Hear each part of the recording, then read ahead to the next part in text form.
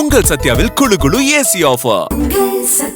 தேர்தல் நெருங்குற நேரத்துல பொதுவா நம்ம கூட்டணி கட்சிகள் பிரச்சாரம், தொகுதி பங்கீடு இதை பத்தின செய்திகள் தான் நிறைய பேசிட்டு இருப்போம். ஆனா சமீப நாட்களா அந்த சட்ட ஒழுங்கு பிரச்சனை பத்தின செய்திகள் நிறைய வந்துட்டு இருக்கு. கொலை, பாலியல் வன்கொடுமைன்னு தொடர்ச்சியா நம்ம பேசிட்டு இருக்கோம். இப்ப இன்னொரு அதிர்ச்சிகரமான சம்பவமும் தூத்துக்குடி மாவட்டத்தில் நடந்திருக்கு. தூத்துக்குடி மாவட்டம் விளாத்திக்குளம், அது பக்கத்துல உள்ள வேடநத்தம் அப்படிங்கிற ஒரு கிராமம். அங்க நேற்று முன்தினம் இரவு நேரத்துல 12ஆம் வகுப்பு படிக்கிற 17 வயது மாணவி வீட்டுல இருந்து அவங்க கழிப்பிடம் இல்லைன்னு சொல்றாங்க. அப்படியான ஒரு கிராமம். அங்க வெளியே இயற்கை உபாதை கழிக்கிறதுக்காக அவங்க போனதா சொல்றாங்க. போயிட்டு ரொம்ப நேரம் அவங்க திரும்பவே இல்லை அப்படின்னோன்னா பெற்றோர் பதறி போய் தேடி இருக்காங்க, கிடைக்கல. அதுக்கப்புறம் போய் அங்க உள்ள காவல் நிலையத்துல புகார் கொடுத்தா இது அனைத்து மகளிர் காவல் நிலையத்துக்கு போங்க அப்படின்னு விளாத்திக்குளத்துக்கு போக சொல்லியிருக்காங்க. அங்கே விளாத்திக்குளத்துல போயிட்டு அந்த மகளிர் காவல் நிலையத்துல புகார் கொடுக்கும்போது நீங்க அங்க உள்ள போலீஸ் ஸ்டேஷனுக்கே போங்க அப்படின்னு அலக்கழிச்சிருக்காங்க. இதுலயே அவங்க அன்னைக்கு நைட்டு அந்த பெற்றோர் ரொம்ப துவண்டு போயிருக்காங்க. அதுக்கு அடுத்த நாள் தான் கேஸை வாங்கிட்டு தேட ஆரம்பிச்சிருக்காங்க. அதாவது நேத்து மாலை தான் அவங்க சடலமா மீட்கப்பட்டிருக்காங்க. அதுவும் கூட்டு பாலியல் வன்கொடுமை செய்யப்பட்டு கழுத்துல அவங்க நெரிச்சு கொல்லப்பட்டதுக்கான தடயங்கள்லாம் இருக்கு. பல இடங்கள்ல அவங்களுக்கு கொடூரமான வெட்டுக்காயங்களும் இருக்கு. அந்த புகைப்படத்தெல்லாம் பார்க்குற அளவுக்கு நமக்கு இது இல்லை, அந்த அளவுக்கு கொடூரமா கொலை பண்ணியிருக்காங்க. அந்த ஒரு கும்பல் தான் இதை பண்ணியிருக்கணும் அப்படின்னு சொல்லிட்டு இப்போ 6 தனிப்படை அமைச்சு தேடிக்கிட்டு இருக்காங்க. இந்த சம்பவம் தூத்துக்குடியை உலுக்கி எடுத்திருக்குன்னு தான் சொல்லணும். தொடர்ந்து பார்த்துட்டே இருக்கோம். நம்மளே டெய்லி ஷோல ஒரு கூட்டு பாலியல் வன்கொடுமை நடந்துச்சு, அங்க நடந்துச்சு, இங்க நடந்துச்சுன்னு பேசிட்டு இருக்கோம். மதுராந்தகத்துல நடந்துச்சு, கிருஷ்ணகிரி பக்கத்துல நடந்துச்சு அப்படின்னு நம்மளே இந்த ஷோல பேசிட்டு இருக்கோம். தொடர்கதையாவே நடந்துகிட்டு இருக்கு. சட்டம் ஒழுங்கு என்னதான் காப்பாத்திக்கிட்டு இருக்காங்க திமுக அரசு அப்படிங்கிற கேள்வி இது எழுப்பியிருக்கு. குறிப்பா எடப்பாடி பழனிசாமி, தவிக தலைவர் விஜய், அண்ணாமலை, நயினார் நாகேந்திரன் பலரும் கண்டனம் சொல்லிட்டு இருக்காங்க. இந்த அளவுக்கு தான் இவங்க சட்டம் ஒழுங்க பாத்துக்கிட்டு இருக்காங்க. கம்ப்ளைண்ட் கொடுக்க வராங்க. அந்த கம்ப்ளைண்ட்டை ஒழுங்கா உடனே ரிசீவ் பண்ணி எடுத்திருந்தா கூட இந்நேரம் அந்த மாணவியை காப்பாத்தி இருந்திருக்கலாம். அதுதான் அவங்க பெற்றோரே சொல்றாங்க. கம்ப்ளைண்ட்டை உடனே எடுத்து தேட ஆரம்பிச்சிருந்தாங்கன்னா உயிரோடவையாவது காப்பாத்திருக்கலாம் என்னோட பிள்ளைன்னு அவங்க கதறி அழுறாங்க. அந்த போராட்டம் நடத்துறாங்க. ராமேஸ்வரம் போற அந்த சாலையை மறிச்சு சாலை மறியல் போராட்டம் நடத்துனாங்க. நாங்க நைட்டுக்குள்ள அரெஸ்ட் பண்ணிடுவோம் அப்படின்னு போலீஸ் சொன்னதுனால அங்க இருந்து கலைஞ்சு போனாங்க. பட் இப்போ வரையும் அரெஸ்ட் பண்ணல அப்படிங்கறதுனால திரும்பவும் போராட்டத்தை தொடர்ந்துகிட்டு இருக்காங்க. இதுல அந்த பெற்றோர்களை அமைச்சர்கள் தரப்புல இருந்து போய் சமாதானப்படுத்துறதுக்கான முயற்சிகளும் நடந்துகிட்டு இருக்கு அப்படின்னு சொல்றாங்க. அவங்களுக்கு என்ன தேர்தல் நேரத்துல இதெல்லாம் அவங்க பாதிப்பா தான் பாக்குறாங்களே தவிர நம்ம காக்க தவறிட்டோம் அப்படிங்கிற ஆங்கிள் இருந்து அரசாங்கம் ரியாக்ட் பண்ண மாட்டாங்க. அந்த குற்ற உணர்ச்சி எல்லாம் இல்ல, நமக்கு தேர்தலில் ஓட்டு விழுகணும் அப்படின்னு தான் போயிட்டு இருக்காங்க. இதுல இப்ப உடன்பிறப்புகள் வேற ஒவ்வொரு ஆளுக்கும் ஒவ்வொரு போலீஸ் போட முடியுமான்னு கேட்க ஆரம்பிச்சிருக்காங்க. அது போட முடியாதுதான். சில குற்றங்கள் தவிர்க்கவே முடியாது. ஆனா நம்ம சமீப நாட்களா சில குற்றங்கள்லாம் எடுத்து பார்த்துக்கிட்டோம்னா ஒண்ணு மது போதையில இல்லைன்னா கஞ்சா போதையில நடக்குது. அதுவும் ஏற்கனவே கேஸ் ஹிஸ்டரி உள்ள குற்றவாளிகள் தான் திரும்ப திரும்ப குற்றத்துல ஈடுபடுறாங்க. அவங்கள கண்காணிச்சு கட்டுக்குள்ள வச்சுக்கிறது தான் காவல்துறையோட வேலை. அதை சரியா பார்க்கல. ஆமா, நேற்று நம்ம மதுராந்தகத்துல நடந்த அந்த மாணவிக்கான பாலியல் வன்கொடுமை சம்பவத்திலே அப்படிதான் சொல்லியிருந்தோம். ஒரு காட்டு பகுதியில அந்த சாலையை ஒட்டி இருக்கிற ஒரு அடர்ந்த பகுதியில ஒரு கும்பல் தண்ணி அடிச்சிட்டு இருந்திருக்காங்க. அவங்கதான் அந்த மாணவியை பாலியல் வன்கொடுமை செஞ்சாங்க அப்படிங்கிற தகவல் வருது. அப்ப அந்த இடத்துல ரெகுலரா மது குடிக்கிறாங்க, இந்த தவறான விஷயங்கள் செய்யறாங்க அப்படின்னா அதை காவல்துறை தானே கண்காணிக்கணும். அந்த தகவல் கூட அவங்களுக்கு தெரியாம இருக்குமா? ரோந்து பணியில போய் இதெல்லாம் தடுத்திருக்கணும். அங்க கிராமத்துல நம்ம சொல்றோம், இங்கேயே இப்ப இந்த MRTS இப்பதான் ஸ்டேஷன் வேளச்சேரியில இருந்து அந்த சென்ட் தாமஸ் மவுண்ட் எல்லாம் போயிட்டு இருக்கு. இதுக்கு முன்னாடி அந்த ஸ்டேஷனையே நிறைய பேர் குடிக்கிறதுக்கு பயன்படுத்திட்டு இருக்காங்க. எவ்வளவோ கம்ப்ளைண்ட் பண்ணியும் அதுல காவல்துறை நடவடிக்கை எடுக்காம இருந்தாங்க. அதோட விளைவு தான் இந்த மாதிரி நடக்கிறது எல்லாமே. இதுல இன்னொரு பக்கம் கனிமொழி, திமுக MP, அவங்களுக்கு இந்த டைம் நெஞ்சு பொறுக்காம இந்த வேதனை அளிக்குது எனக்கு, அதனால அந்த குடும்பத்தோட துணை நிற்கணும்லாம் பதிவு போட்டிருக்காங்க. இதே மாதிரி போன வாரம் நம்ம சொல்லியிருந்தோம், நாமக்கல்ல ஒரு 7 வயது சிறுமி அவங்க இந்த மாதிரி பாலியல் வன்கொடுமை செய்யப்பட்டாங்க. ஒரு 2 வயது குழந்தைய ஒரு திமுக நிர்வாகி பாலியல் வன்கொடுமை பண்ணியே கொலை பண்ணியிருந்தான். அந்த நேற்று மதுராந்தகம் இந்த இடத்துலலாம் அவங்களுக்கு கோபம் வரல. இப்போ ஏன் வந்திருக்குன்னா அவங்க தான் தூத்துக்குடி MPங்கிறதுனால வந்திருக்கோ என்னவோ. பொதுவாகவே பிஜேபி இந்த பிரச்சனையெல்லாம் வந்தால் பேச மாட்டாங்க அந்த விஷயத்தை பற்றியே. அதே மாதிரி தான் திமுகவும் ஹேண்டில் பண்ணுறாங்களாங்கிற சந்தேகம் தான் நமக்கு இதெல்லாம் பார்க்கும்போது வருது. முதல்வரோ துணை முதல்வரோ இதெல்லாம் ஒன்றுமே நடக்காத மாதிரி அவங்க வேற ஏதோ பண்ணிட்டு இருக்காங்க. பிரச்சார மேடைகள்ல அவங்க வாக்கு சேகரிக்கிறதுல தான் ரொம்ப தீவிரமாக இருக்காங்க. எதிர்கட்சிகள் இன்னொரு விஷயம் சொல்றதுன்னா DGP இல்லாததான் இவ்வளோ பிரச்சனைக்கு காரணம் அப்படிங்கிற குற்றச்சாட்டையும் வச்சுக்கிட்டு இருக்காங்க. இதுல இன்னொரு விஷயம் என்னன்னா, காவல்துறை அவங்க வேலையும் ஒழுங்கா செய்யறது இல்லை, அதை தாண்டி சட்டத்துக்கு புறம்பா வேற நடந்துக்கிறாங்கிற பிரச்சனை இருக்குல்ல. இந்த பட்டியல் சமூக இளைஞர் மானாமதுரையில கூட்டிட்டு போய் ஆகாஷ்ங்கிறவர் அவர் காவல் மரணம் அடைஞ்சிட்டாருன்னு அவங்க குடும்பத்தினர் சொல்றாங்க. சொல்றாங்க. காவல்துறை அடிச்சு கொலை பண்ணியிருக்காங்கன்னு அவங்க வந்து சொல்லிக்கிட்டு இருக்காங்க. இப்ப அதுல என்னன்னா, அவர் இறக்குறதுக்கு முன்னாடி கால் வந்து உடைச்சிருந்தாங்க, காவல்துறை தான் உடைச்சிருக்காங்கன்னு அவரே வாக்குமூலம் கொடுத்திருக்காரு. அந்த காலில் அடிபட்டு அவர் வந்து கட்டு போட்டு மருத்துவமனையில இருந்தபோது நீதித்துறை நடுவர் முன்னாடி வாக்குமூலம் கொடுத்திருக்காரு. என்ன சொல்லியிருக்காங்கன்னா, போலீஸ் வந்து இந்த மாதிரி சொல்றாங்க, பாலத்துல இருந்து விழுந்து கால் உடஞ்சிருச்சுன்னு என்னைய சொல்றாங்க, ஆனா அது உண்மை கிடையாது, அவங்க தான் அடிச்சு இந்த மாதிரி பண்ணிட்டாங்கன்னு அவர் வாக்குமூலம் கொடுத்திருக்காரு. ஸோ அதுவும் வந்து வெளியாயிருக்கு. அது வெளியே அந்த வாக்குமூலம் கொடுத்ததுக்கு பிறகுதான் அவர் வந்து உயிரிழந்திருக்காரு இல்லையா? அப்போ பாருங்க, நீதிமன்றத்துக்கு முன்னாடி சொல்லியுமே அவருக்கு பாதுகாப்பு இல்லாம நிலைமை தான் இன்னைக்கு தமிழ்நாட்டுல இருக்கு. இதுக்கெல்லாம் பதில் சொல்ல வேண்டியது காவல்துறையை கையில வச்சிருக்கிற முதலமைச்சர் மு.க. ஸ்டாலின் தான். ஆனா அவர் கிளீன் ஸ்வீப், கிளீன் போல்டுன்னு அவர் ஒரு பஞ்ச் வசனங்களை பேசிக்கிட்டு இருக்காரு. அவருக்கு அந்த துறைக்கு சம்பந்தமே இல்லாத மாதிரி தான் அவர் கடந்த 5 வருஷமா இருந்திருக்காரு. இதுல சென்னையில ஒரு பாலியல் வன்கொடுமை திடீர்னு ஒரு புகார் வந்தது, அதை வாபஸ் வாங்கிட்டாங்கன்னு சொல்றாங்க. ஆமா, திருச்சியில இருந்து ஒரு மாணவி கல்லூரி ப்ராஜெக்டுக்காக அவங்க சென்னைக்கு வந்ததாகவும், வர வழியில கார்ல அவங்க வந்து கடத்தப்பட்டு பாலியல் வன்கொடுமை, கூட்டு பாலியல் வன்கொடுமை செய்யப்பட்டதாக அவங்க ஒரு கம்ப்ளைண்ட் கொடுத்திருக்காங்க. ஆனா காவல்துறை தரப்புல இருந்து என்ன விளக்கம் சொல்லுதுன்னா, அந்த பெண் வந்து ஒரு மன அழுத்தத்துல அப்படி ஒரு போலியான புகாரை கொடுத்திருக்காங்க அப்படின்னு இப்ப காவல்துறை விளக்கம் கொடுத்திருக்காங்க. ஆனா இருந்தாலும் எதிர்கட்சிகள் தரப்புல வந்து தீர விசாரிக்கணும், அது எப்படி ஒரு பெண் வந்து இந்த மாதிரியான குற்றச்சாட்டுகளை சொல்லுவாங்க, உண்மை தீர விசாரிக்கப்பட வேண்டி இருக்கு இந்த மாதிரியான சிச்சுவேஷன்ல அப்படிங்கிற கருத்தையும் எதிர்கட்சிகள் சொல்றாங்க. நமக்கு இதெல்லாம் பார்க்கும்போது என்ன அதிர்ச்சினா, தேர்தல் நெருங்கும் போது நம்ம வந்து எல்லாத்தையும் கட்டுக்குள்ள வச்சுக்கணும், நமக்கு எந்த அவப்பேரும் வந்துடக்கூடாதுன்னு ஒரு அரசு நினைப்பாங்க. பட் எப்படி இந்த மாதிரியான மெத்தனை போக்க கையாளுறாங்கிறது அதிர்ச்சியா இருக்கு. இத்தனை ஆண்டுகள் நாங்க இந்த நலத்திட்டம் செஞ்சோம், அதை செஞ்சோம்னு சொல்றாங்க. பட் அதெல்லாம் இதுல அடி வாங்கிடாம பாத்துக்கிறதும் அவங்க பொறுப்பு தானே. ஆனா அதெல்லாம் கண்டுக்காம வேற ஏதோ வேலையை பார்த்துக்கிட்டு இருக்காங்க. இனிமையாவது இந்த மாதிரியான சம்பவங்கள் நடக்கக்கூடாது தமிழ்நாட்டுல. பெட்ரோல் போடலான்னு பெட்ரோல் பங்குக்கு போனா அனுமாரவாள் மாதிரி நிக்குது கூட்டம். ஏங்க கேஸ் தானே தட்டுப்பாடு, பெட்ரோல் பங்க்ல ஏன் இவ்வளவு கூட்டம்? இத்தனைக்கு நான் நேத்து நைட்டு 11:30 மணிக்கு மேல போனேன், வெளியே போயிட்டு போலாம் அப்படின்னு பார்த்தா நைட்டே அவ்வளவு பெரிய கூட்டம் நிக்குது. காலையில போனா ஜாம் ஆகி நிக்குது. இன்னும் சில இடங்கள்ல இப்ப பெட்ரோல் பங்க் எல்லாம் மூடிட்டாங்க. இதுக்கு காரணம் தட்டுப்பாடு கிடையாது, ஒரே நேரத்துல வந்து எங்க டேங்கை ஃபில் பண்ணுங்க அப்படின்னு சொல்லி பதட்டத்துல மக்கள் பண்ண விஷயம் தான் இந்த நிலைமைக்கு கொண்டு வந்து நிறுத்தி இருக்கு. ஆமா, ஆனா என்னன்னா பெட்ரோல் டீசல் தட்டுப்பாடு இல்லை அப்படின்னு மத்திய அரசாங்கம் சொல்லியிருக்காங்க. அங்க அந்த ஈரான் அந்த முடக்கி வச்சிருக்க அந்த ஸ்ட்ரெய்ட் ஆஃப் ஹோர்முஸ் இருக்கு இல்லையா, அதுல இருந்து வர அந்த எண்ணெயை தவிர்த்து உலகம் முழுக்க இருக்கிற நம்ம எண்ணெய் வாங்குறத வந்து அதிகரிச்சிருக்கோம், 70% இன்க்ரீஸ் பண்ணிருக்கோம். அதனால தட்டுப்பாடு எல்லாம் இல்லை, பின்னாலேயும் எங்களுக்கு ஸ்டாக்கும் இருக்கு அப்படின்னு அவங்க சொல்லியிருக்காங்க. இங்க இருக்கிற பெட்ரோல் பங்க் உரிமையாளர்கள் சங்கம் அவங்களும் சொல்லியிருக்காங்க, எங்க 21 நாட்களுக்கு எங்களுக்கு ஸ்டாக் ரெடியா இருக்கு, பெட்ரோல் டீசல் பற்றாக்குறையே இல்ல, மக்கள் பதற்றப்பட வேண்டாம்னு சொல்லியிருக்காங்க. முதலமைச்சர் ஸ்டாலினும் அதான் சொல்றாரு, பெட்ரோல் பற்றாக்குறை இல்ல, மக்கள் பதற்றப்பட்டு பெட்ரோல் பங்க் போய் வந்து போட்டுக்கிட்டு இருக்காங்க அந்த இதெல்லாம் அப்படின்னு சொல்றாரு.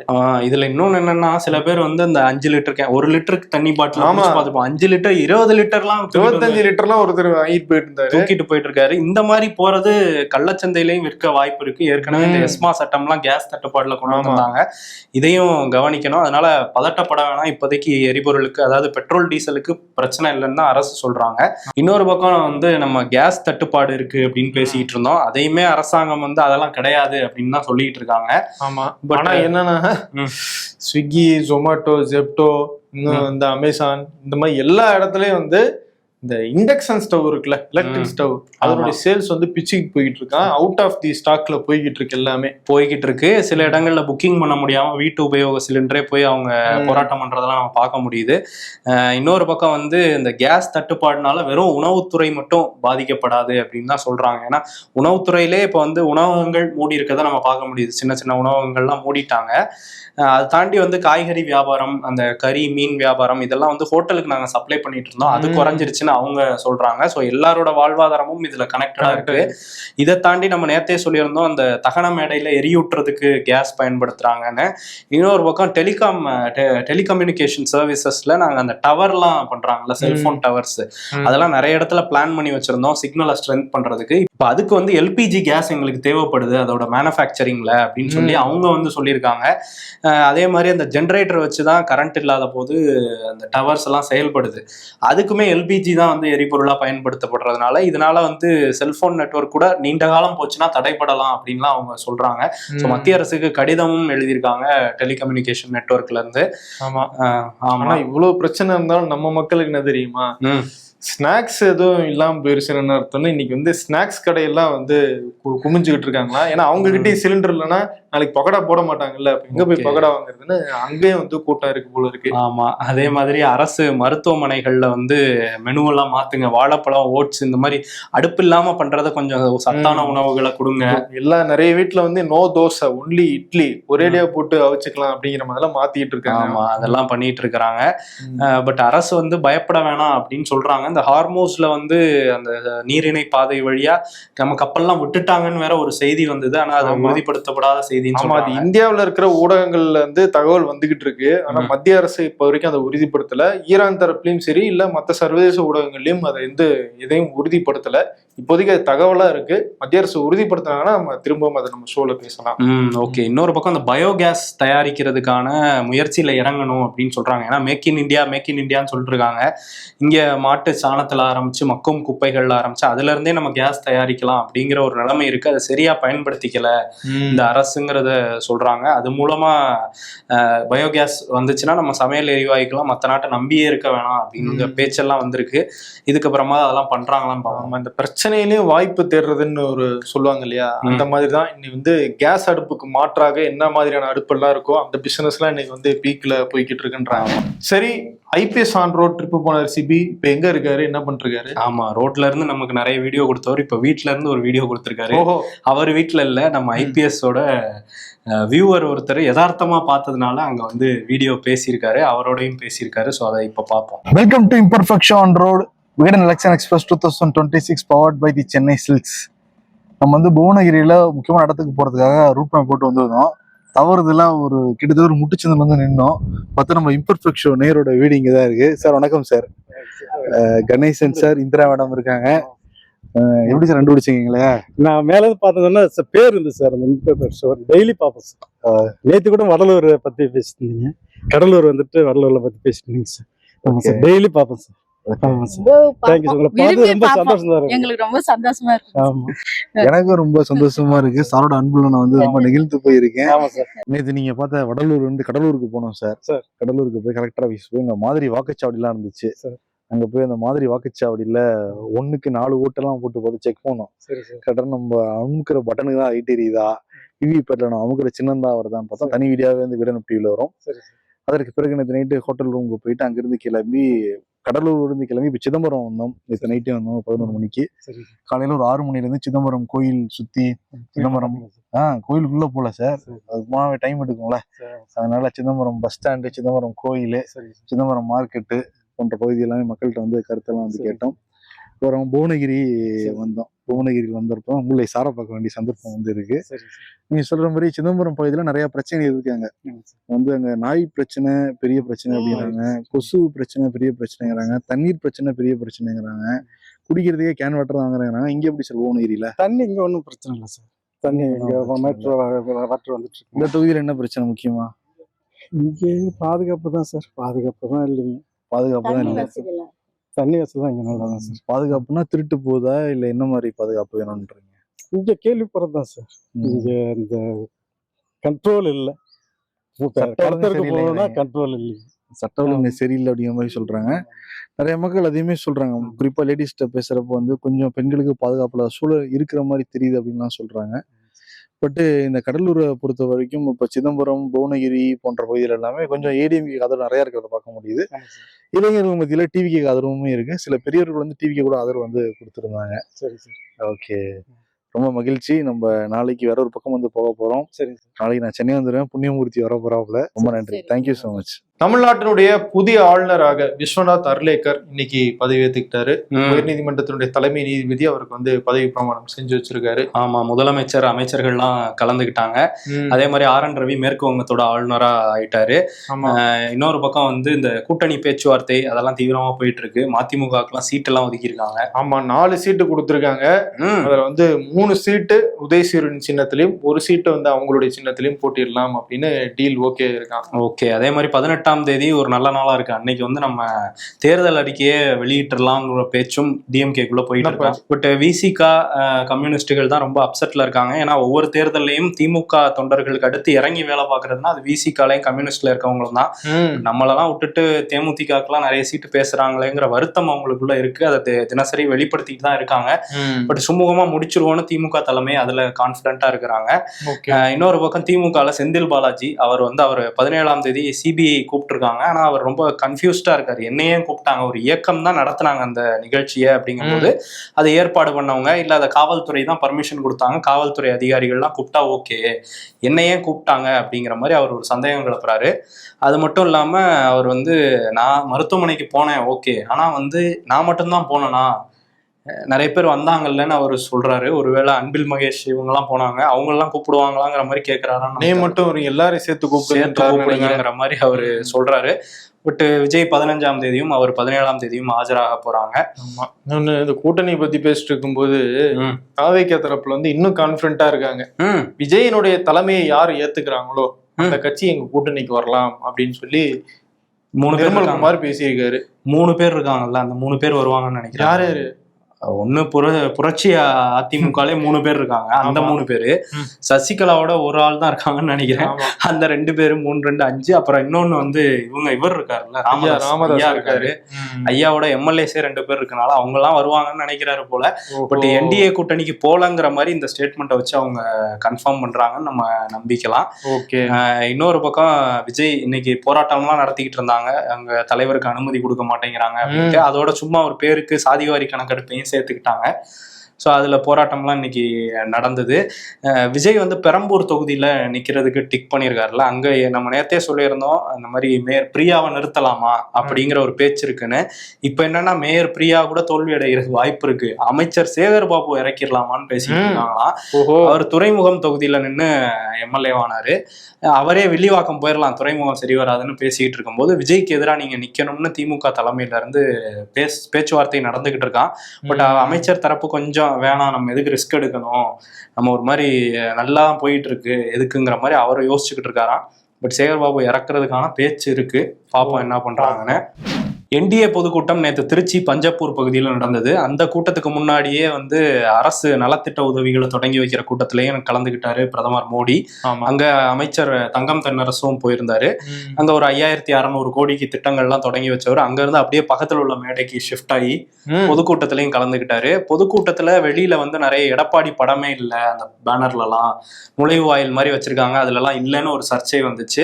அது சில அதிமுக காரங்களே ஆமா இதுல இருந்திருக்கணுமே அப்படின்னு அங்க பேசியிருக்காங்க நம்ம நிருபர்கள் போன போது. இன்னொரு பக்கம் அதெல்லாம் இல்ல, அங்க பாருங்க பெரிய கட் அவுட் வச்சிருக்காங்க, உள்ள நல்ல பேனர் வச்சிருக்காங்க, அதெல்லாம் முக்கியத்துவம் கொடுக்குறாங்க அப்படின்னு தான் அவங்க சொல்றாங்க. பட் பிரதமர் மோடி 3 தடவை வந்திருக்காரு, பெருசா என்டிஏன்னு தான் சொன்னாரே தவிர பெருசா அதிமுகவையோ இல்ல எடப்பாடி பழனிசாமிங்கிற பேரையோ அவர் உச்சரிக்கல. எடப்பாடி பழனிசாமி தான் சிஎம்னு சொல்லுங்களேப்பா, அந்த வார்த்தை வரமாட்டேங்குது. நிதிஷ்குமார் தலைமையில் நிதிஷ்குமார் முதலமைச்சராக நாங்க தேர்தலை சந்திப்போம்னு பீகார்ல சொல்றாரு. ஆனா எடப்பாடி பழனிசாமி சொல்ல மாட்டாரு, அவர் சொல்ல மாட்டேங்கிறாரு. பட் பியூஷ் கோயல் சொல்லிக்கிட்டு இருக்கிறாரு. இன்னொரு பக்கம் அங்க பேசின அன்புமணி வல்லரசாக்குவார் இந்தியாவை பிரதமர் மோடி அப்படின்னு ஒரு விஷயத்த சொல்லியிருக்காரு. இன்னொரு பக்கம் அவரு நயினார் நாகேந்திரன் சீர் எடுத்துட்டு வர மாதிரி நலத்திட்டங்களோட கோடி கோடியா கொண்டு கொட்டுறாரு தமிழ்நாட்டுக்கு வரும்போதெல்லாம். ஆனா எப்போ வர்றாருன்னா தேர்தலுக்கு முன்னாடி மட்டும் தான் வருவாரு. அதே மாதிரி தொப்புள் கொடி உறவு இருக்கு தமிழ்நாட்டோட அப்படின்னு சொல்லிட்டு டிடிவி தினகரன் பிரதமர் மோடிக்கும் தொப்புள் கொடி உறவு இருக்குன்னு ஒண்ணு சொன்னாரு. அதுக்கு என்ன சொல்றாருன்னா 1000 காலமா நம்ம குஜராத்தோட வணிகம் வச்சிருக்கோம், அவர் குஜராத் நம்ம தமிழ்நாடு அப்படின்னு சொல்லி ஒரு கனெக்ஷன் பண்ணிக்கிறாரு. தமிழ்நாடு குஜராத் ஒண்ணு அப்படிங்கிறாரு அவரு. எதுல அவர்கிட்ட தான் கேட்கணும். அதே மாதிரி பிரதமர் மோடி பேசினாரு, இந்த வேலை வாங்கி தரேன்னு சொல்லி ஏமாத்தின திருச்சி அமைச்சர் அவருக்கு பார்த்துக்குவாங்க மக்களேங்கிற மாதிரி அவர் பேசியிருந்தாரு. அந்த வழக்கு நேரு வழக்கு கொஞ்சம் சூடு பிடிக்கும் போல தெரியுது அவர் பேசினதெல்லாம் பார்க்கும்போது. ஒருத்தர் 15 லட்சம் போடுறேன்னு ஏமாத்தினாரு, அவரை பத்தி எதுவும் பேசினாரா? அவரே அவரை பத்தி எப்படி பேசுவாரு, ஜும்லான்ட்டார்ல அவ்வளவுதான். அதுக்கப்புறம் என்டிஏ ஆட்சி வரும், திமுக குடும்ப ஆட்சியை அனுப்புவாங்க அப்படின்னு சொல்லி எல்லாம் பேசியிருந்தாரு. பட் குடும்ப ஆட்சி அப்படின்னு இங்க பேசுறாரு. பீகார்ல ஒரு இவரோட நிதிஷ்குமாரோட மகனை கட்சியில இப்பதான் சேர்த்து அவங்க துணை முதல்வர் ஆக்குறாங்க. மறைந்த அஜித் பவாரோட மனைவி அவங்க சுனேத்ரா பவார் அவங்கள வந்து துணை முதல்வர் ஆக்குறாங்க. இதெல்லாம் குடும்ப ஆட்சியில வராதா? அன்புமணி ராமதாஸ் யாருப்பா? அதான் பக்கத்திலே இருக்காரு. இல்ல அவங்களாம் பதவியே கொடுத்து கொண்டு வந்திருக்காங்க. அப்படி இருக்கும்போது சரி, பிரதமர் மோடி அன்புமணியை வச்சுக்கிட்டே இதெல்லாம் பேசியிருக்காரு. அவர் தான் அப்பாவை விட்டுட்டு வந்துட்டார்ல. ஓ அப்படியா? அதுல வர மாட்டாரு. நேத்து பிரதமர் மோடி வந்ததை அவருக்கு எதிர்ப்பு தெரிவிக்கிற வகையிலும் தாளமுத்து அவர் வந்து மொழிப்போர் தியாகி, அவருடைய நினைவு நாளை ஒட்டியும் மே 17 இயக்கம் ஹிந்தி அழிப்பு போராட்டத்துல ஈடுபட்டாங்க. குறிப்பா மே 17 இயக்கத்தினுடைய திருமுருகன் காந்தி அவர் உட்பட நிறைய பேர் போய் இன்னைக்கு ரயில்வே ஸ்டேஷன்ல ஹிந்தி எழுத்துக்களா இருந்துச்சு இல்லையா, அதெல்லாம் அழிச்சு அந்த போராட்டத்துல எதிர்ப்பு தெரிவிச்சிருக்காங்க. தீ பரவட்டும்னு அண்ணாவோட கோட்ஸ் எல்லாம் வந்து போட்டு அந்த போராட்டத்தை முன்னெடுத்திருந்தாங்க. இன்னொரு பக்கம் அப்படியே நாடாளுமன்றத்துக்கு போனோம்னா அங்க ஓம் பிர்லா அவர் சேருக்கு வந்துட்டாரு திரும்ப. ஆமா, ஏன்னா அவரை பத்தி பேசுறத அவரே எப்படி கேட்பாரு அப்படின்னு சொல்லி இத்தனை நாள் அவருக்கு எதிராக கொண்டு வரப்பட்ட அந்த தீர்மானத்தின் மீதான விவாதத்துல அவர் பங்கேற்கல. இப்ப வந்திருக்காரு. ஆமா, ஏன்னா அந்த தீர்மானம் தோல்வி அடைஞ்சிருக்கு. சோ அதனால வந்திருக்காங்க. அதே மாதிரி கேஸ் சிலிண்டர் பத்தி பேசணும், தட்டுப்பாடு பத்தி பேசணும்னு நாங்க கேட்கிறோம், விட மாட்டேங்கிறாங்க அப்படின்னு சொல்லிட்டு தான் நாடாளுமன்றம் விடக்கூடாதுன்னு அவர் வந்திருக்காரோ. இவர் தான் சரியா இருப்பாருன்னு இன்னைக்கு கரெக்டா கொண்டு வந்துட்டாங்க அவரை. ஓபிசி ரிசர்வேஷன்ல கிரீமி லேயர், நான் கிரீமி லேயர்னு இருக்கு சில மாநிலங்கள்ல. குறிப்பா அந்த கிரீமி லேயர் அப்படிங்கிறது என்னன்னா, ஒரு நல்ல வெல்த்தியரான ஒரு சிச்சுவேஷனுக்கு அவங்க போயிட்டாங்க, நல்ல சம்பளம் வாங்குறாங்க அப்படின்னா அந்த ஃபேமிலி வந்து கிரீமி லேயர்ல வந்துடும். அவங்க பசங்களுக்குலாம் ரிசர்வேஷன்ல இடம் கிடையாது அப்படிங்கிற மாதிரி சில சட்டங்கள்லாம் கொண்டு வந்திருந்தாங்க. இதுக்கு எதிராக வந்து தீர்ப்புகளை சென்னை உயர்நீதிமன்றம், கேரளா உயர்நீதிமன்றம்லாம் கொடுத்திருந்தாங்க. அதை இப்போ வந்து உச்சநீதிமன்றமும் உறுதி செஞ்சிருக்காங்க.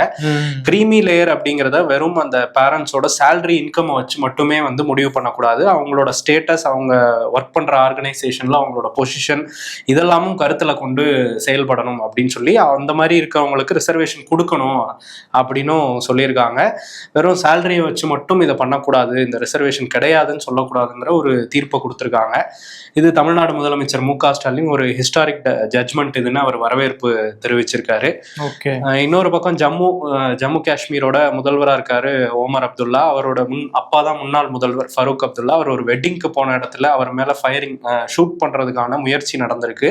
அது வீடியோ காட்சியாகவும் பதிவாயிருக்கு. பட் அவர் வந்து உயிர் தப்பிச்சிருக்கிறாரு, நல்ல வேலையா.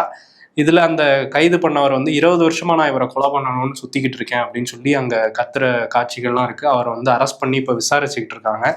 இதுக்கும் பல கண்டனங்கள் வந்து வந்துகிட்டு இருக்கு. துப்பாக்கி எடுத்துட்டு வந்து சுடுற அளவுக்கு வந்துருச்சா அப்படின்னு சொல்லிட்டு. கும்பமேளா நடக்கும்போது ஒரு பெண் வந்து ஃபேமஸ் ஆனாங்க. அவங்களுடைய கண்ணுக்காகவே வந்து அவங்க ரொம்ப வைரல் ஆனாங்க, மோனலிசா. ஆமா, அவங்களுக்கு வந்து கேரளாவில் காதல் திருமணம் நடந்திருக்கு. முகமது ஃபர்மான் அப்படிங்கிற ஒரு நடிகரோட கல்யாணம் நடந்திருக்கு. அவங்க அந்த கும்பமேளால அந்த கிடைச்ச அந்த ஃபேமுக்கு பிறகு அவங்க வந்து சினிமாவுக்கு போறாங்க. அப்படி உத்தரப்பிரதேசத்துல இருக்கிற ஒரு நடிகரோட கேரளாவில் ஷூட்டிங் நடந்திருக்கு. அப்ப இவங்களுக்கு வந்து முன்னே பழக்கம் இருந்ததுனால காதல் ஏற்பட்டு இருக்கு. இந்த மோனலிசனுடைய தந்தை இந்த காதலுக்கு எதிர்ப்பு தெரிவிச்சிருக்காரு. அதனால வந்து உடனடியாக திருமணம் செய்யணும் அப்படின்னு அவங்க ஷூட்டிங்க்கு வந்த இடத்துல கேரளாவில் பூவாருக்கு பக்கத்திலே வந்து திருமணம் பண்ணியிருக்காங்க. ஸோ இந்த திருமணத்துக்கு எங்க சிபிஎம்னுடைய முக்கியமான நபர்கள்லாம் போயிருக்காங்க போல இருக்கு. ஆமா, அமைச்சர் சிவன்குட்டி அவர்லாம் போயிருக்காரு. அவங்கலாம் என்ன சொல்றாங்கன்னா, இது மதத்தை தாண்டி காதல்ங்கிறது இங்க வந்து எப்பவுமே ஜெயிக்கும். அதுக்கு எப்பவுமே கேரளா மண் மத நல்லிணக்கத்துக்கு எடுத்துக்காட்டான மண், இதுதான் தி ரியல் கேரளா ஸ்டோரின்னு அவங்க சொல்லிட்டு இருக்காங்க. அதே மாதிரி ட்ரம்ப் அவர் ஒரு ஸ்டோரியா டெய்லி ஏதோ சொல்லிட்டு இருக்காரு. ஆமா, போர் முடியல ஆனால் நம்ம ஜெயிச்சிட்டோம் அப்படின்னு பேசிட்டு இருக்காரு. ஜெயிச்சிட்டாங்கன்னா முடிஞ்சிருச்சுன்னு தானே அர்த்தம். அப்படிலாம் இல்லையே. ஈரான் என்ன சொல்றாங்க, நாங்க நிப்பாட்டாதாங்க இனிமேல் இந்த போரை நீங்க நிப்பாட்ட முடியும் அப்படின்னு சொல்லி அவங்க தொடர்ந்து தாக்குதல் நடத்திக்கிட்டு தான் இருக்காங்க. எனக்கு தெரிஞ்சு ட்ரம்ப்புக்கு வந்து இந்த போர் எப்படி நிறுத்துறதுன்னு தெரியலன்னு நினைக்கிறேன். ஏன்னா ஈரானுடைய தலைவரை கொண்டுட்டா முடிஞ்சுன்னு நினைச்சாங்க, முடியல. ஈரான் தொடர்ந்து தாக்குதல் நடத்திட்டே இருக்காங்க. அதனால இப்படி அவரே ஒரு நரேட்டிவ் செட் பண்றாரா என்னன்னு தெரியல. ஆனா ஈரான் போர் சீக்கிரம் முடியணும். ஏன்னா அங்க விடுற ஏவுகணைகள் வந்து நம்ம வீட்டு அடுப்படி வரையும் வந்துகிட்டே இருக்கு. சீக்கிரம் வந்து அது முடியணும்.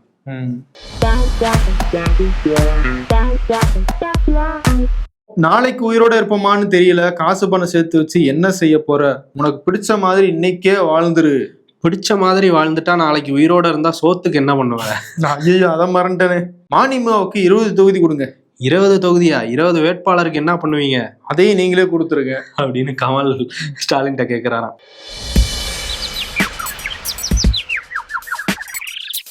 இண்டக்ஷன் ஸ்டவ் செல்லர்ஸ் காசு பணம் தொட்டு மணின்னு போட்டிருக்காங்க. நேபாளின் புதிய பிரதமராக உள்ள பாலேந்திர ஷா இந்தியாவுக்கு சாதகமாக இருக்க மாட்டார் என நிபுணர்கள் கருத்து. அட ஏங்க நீங்க வேற, நம்ம ஜியே நமக்கு சாதகமா இருக்க மாட்டாரு, போவீங்களா? அரசியல்ல இதெல்லாம் சாதாரணமாப்பா. ஓகே, விருது யாரு கொடுக்க போறோம்? முதலமைச்சர் மு.க. ஸ்டாலினுக்கே கொடுத்துடலாம். அவர் கட்டுப்பாட்டில் தான் அந்த ஹோம் டிபார்ட்மெண்ட் இருக்கு. பட் தொடர்ச்சியாக காவல்துறையோட செயல்பாடுகள் கேள்விக்குள்ளாகிட்டே இருக்குது. அவங்க தூங்கிட்டு இருக்காங்களா அப்படின்னு தான் தோணுது. ஸோ தூங்கும் துறை அப்படிங்கிற விருதை வந்து முதலமைச்சர் மு.க. ஸ்டாலினுக்கு கொடுத்துட்டு நம்ம கிளம்புவோம். நன்றி. உங்கள் சத்யாவில் குளு குளு ஏசி ஆஃபர்.